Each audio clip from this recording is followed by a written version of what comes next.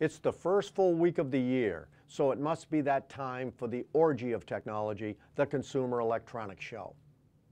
There's no headliner technology this year, and on the surface, the 2012 version could be a repeat of 2011, with twists, of course. So what should grab the CIO's attention? Well, there'll be the usual crush of new TVs and gaming devices, but for the CIO, the most noteworthy introductions will come from tablets, ultrabooks, and smartphones. On the tablet front, a new, more powerful devices with better screens and mature operating systems, such as Android Honeycomb.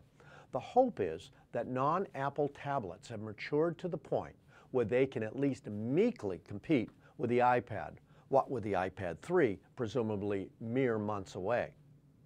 There's ultrabooks too, those sleeker, lighter, and more tablet-like Windows 7 and soon Windows 8 notebooks. Those could put a dent in the bring-your-own-device plans and help rein in pesky users who insist on using their own tablets and smartphones at work.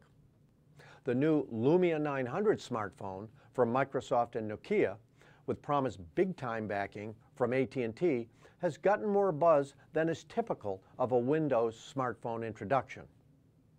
Microsoft has been unable to put a dent in the onslaught of iPhones and Android smartphones. Actually, there were a bunch of new smartphones introductions from the usual suspects: LG, Samsung, Motorola, and HTC. Besides bigger and higher resolution screens, the most notable advance is that most are now supporting 4G bandwidth speeds. Whatever happened to 4G? I was expecting great things from it, and they really haven't materialized. I guess they're finally getting there, but it seems less spectacular than I thought the rollout would be. Maybe that's because 4G has not come to my neighborhood yet, but the impact of 4G in the form of much faster bandwidth speeds is something the CIO needs to ponder. Now here's a headline that caught my eye: Apple to dictate what equipment CIOs will buy in the next 2 years.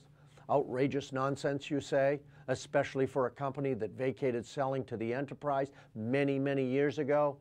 The VentureBeat headline was citing a Forrester Research report, and it seems a bit over the top to me.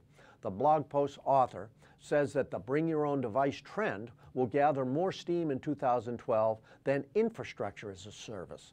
So that means more Macs, tablets, and iPhones will be purchased than servers and storage devices. It sounds like nonsense to me. One point the story overlooks is that the BYOD movement is not fueled by CIO purchases. BYOD implies that many of the devices used at work are purchased by the employees themselves, not IT. The headline is an attention grabber, but not necessarily grounded in reality. We have a lot of great new blog posts at the Enterprise CIO Forum. One you might want to check out is by former SunGard CIO Jerry Bishop, who argues that IT in the future will resemble human resources or facilities departments. Let us know if you agree. I'm John Dodge, Community Manager of the Enterprise CIO Forum. Thanks for watching. We'll see you again.